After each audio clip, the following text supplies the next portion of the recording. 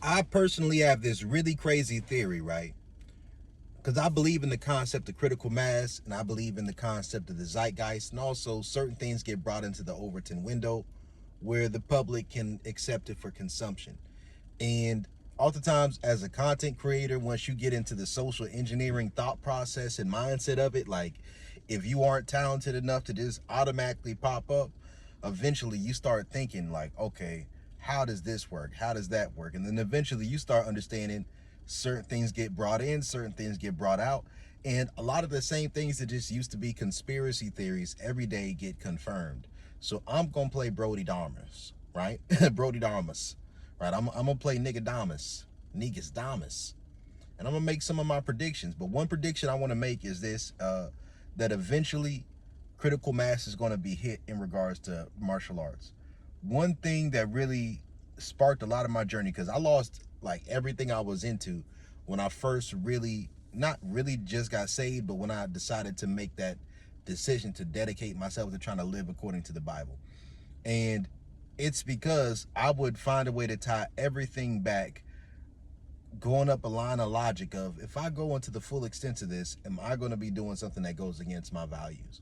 So I would go deeper into research. And I remember coming across this guy who made videos talking about his time in martial arts and how that led him into, different types of demonic warfare, and certain abilities that he had. And I'm gonna say this: I think there's a critical mass theory.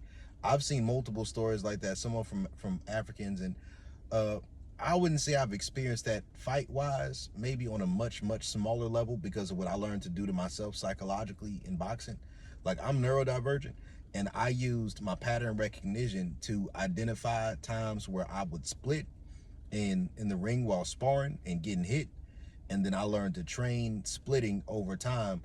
But then I didn't just take that and leave that into the ring.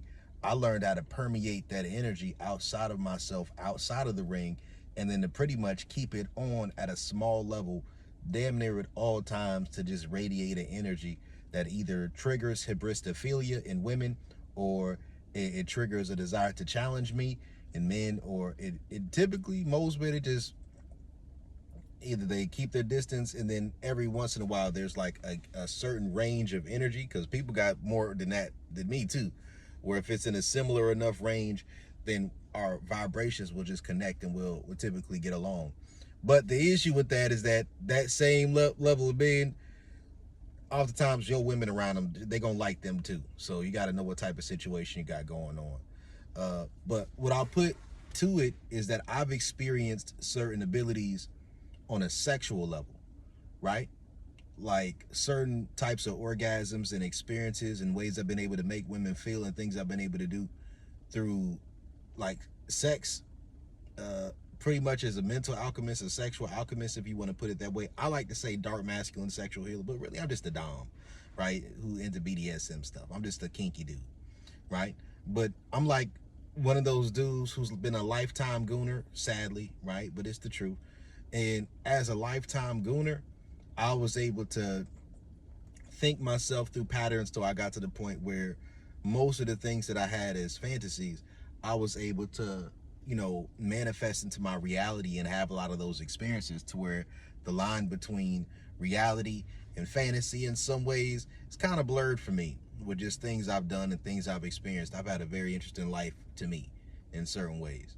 So when I think about critical mass theory, I think about how when certain things come through into the algorithm, when they come into the zeitgeist, there's always a higher level of something that's taking place behind closed doors that's not released into the public sphere, to the public view.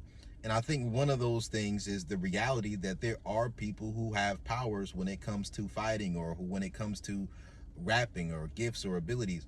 And some people, it's more of like of a pure thing where it comes from God. Some people got something else going on. And then some people got like actual spirits and entities or D-books, or they got certain things that they are in allegiance with that draw power for them. And for some people, they're able to touch it without touching it, like the A in demon and daimon being like a condom. I gotta make a bar out of that, but that's gonna go over most people's head for the A in demon, for in daimon to be like a condom, from what's taking place with what some people do. But for years we would see people doing traditional martial arts just getting beat up by regular boxers or MMA fighters. And there's different levels of things, because sometimes it'll look crazy seeing MMA fighters and then they get into a boxing ring with the boxer and it's like, wow, they're really getting beat up. This doesn't even make sense. Even somebody who's not even the best boxer in the world, because there's levels to things and expertise that comes with certain stuff. When somebody's a specialist at anything, it can start to look damn near like a superpower.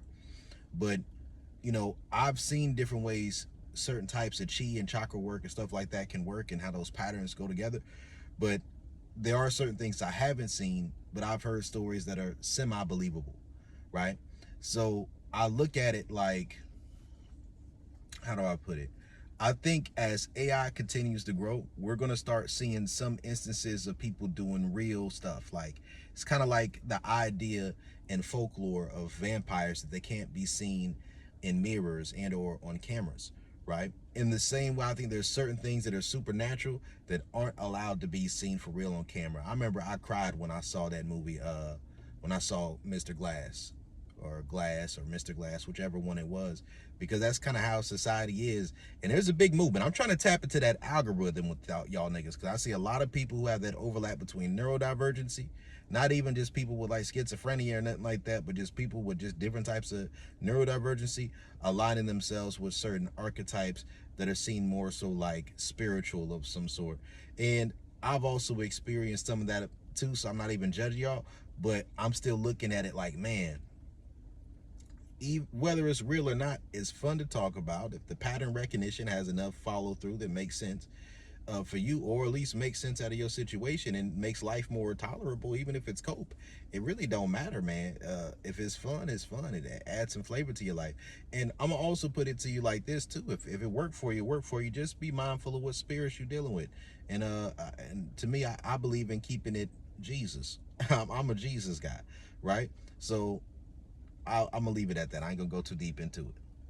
But what I've learned and what I've noticed is that I think there's gonna be a critical mass where, as AI increases, as all this different stuff happens, part of the reason it may be increasing is because it's gonna be unstoppable to prevent certain things from hitting the internet. Just like with this whole Epstein situation with Donald Trump and Bubba, right? Man, DJ and the BJ, it's crazy, right? Just like that was going on, it's like certain thing has to get put out to the public. You run the game, you keep it pushing, even if it's like diverting the attention from something else. I think people just gravitate towards certain information if something's public. That's just people. That's not even just conspiracy theory stuff. But then there's also the aspect